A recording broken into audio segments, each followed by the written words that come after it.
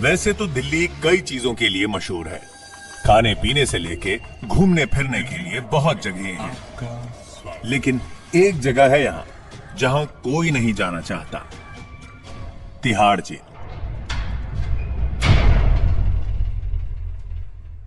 यह केस इसी जेल से ही शुरू हुआ। साल 1998 दो पुलिस कांस्टेबल रात में तिहाड़ जेल के पास खड़े एक लाश का मुआयना कर रहे थे। लाश का सर गायब था। पुलिस ने इसके बाद कुछ छानबीन की और एक आदमी को अरेस्ट किया। आदमी का नाम था चंद्रकांत झा। पुलिस ने कोर्ट में कहा कि मरने वाला शख्स यूपी का है और चंद्रकांत ने उसे मारा है। लेकिन देखिए, अदालत यह कहती है कि मर्डर हुआ है तो मोटिव एस्टैब्लिश कीजिए। पुलिस ने लाश का डीएनए टेस्ट करवाया। लाश की आइडेंटिटी एस्टैब्लिश करने के लिए यह जरूरी था, लेकिन पुलिस का दावा गलत साबित हुआ।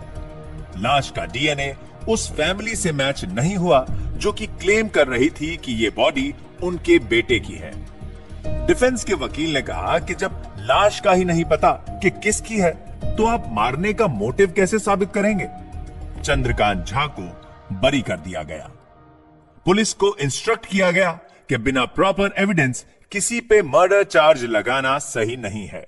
चंद्रकांत झा बिहार से आया एक आदमी था जो दिल्ली के छोटे मार्केट्स में पटरी लगा के सामान बेचता था। उसे छोड़ दिया गया।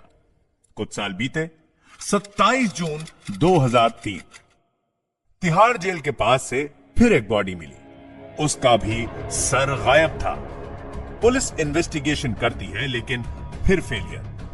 उसी साल 2003 में ही कुछ महीनों बाद तीसरी सरकटी लाश मिली। ये लाश तिहाड़ के आसपास नहीं बल्कि तिहाड़ जेल के गेट नंबर 1 के सामने रखी हुई थी। फिर वही इन्वेस्टिगेशंस और फिर वही डेड एंड। 2 नवंबर 2005 चौथी लाश मिली। एक बार फिर से सर गायब। ये लाश तिहाड़ से दूर मंगोलपुरी के पास मिली। फिर अगले साल 2006 अक्टूबर में 5वीं लाश मिलती है। ये लाश तिहाड़ जेल के गेट नंबर 3 के सामने रखी हुई थी।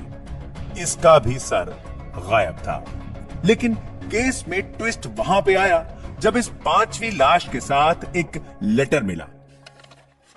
लेटर में लिखा था, मेरे प्यारे प्रियजनों यानी दिल्ली पुलिस, डीएचपी यानी दिल्ली होमगार्ड से लेके आईपीएस अधिकारी तक सभी लोग तुम्हारे दामाद की तरफ से खुल्लम खुल्ला चैलेंज है कि अगर वाकई तुम लोगों ने मां का दूध पिया हो तो मुझे पकड़ कर दिखाओ, वरना तुम सारे ऊपर से लेकर नीचे तक दिल्ली पुलिस के स्टाफ के लोग नाजायज औलाद कहलाओगे।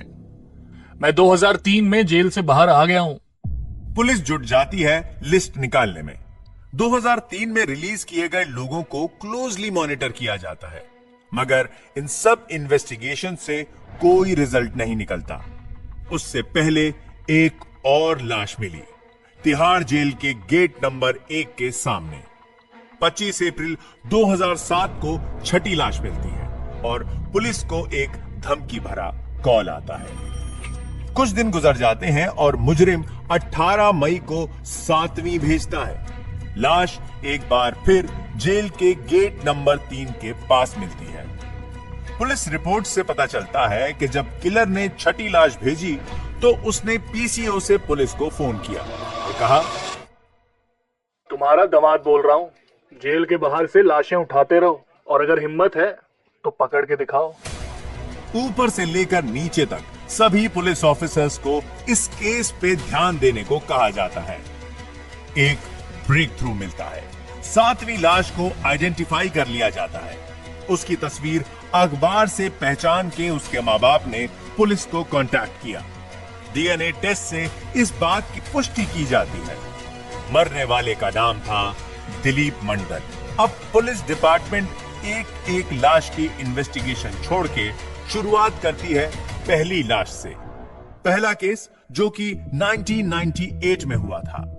सरकटी लाश जेल के पास फेंकने वाले केस को फिर से स्टडी किया जाता है।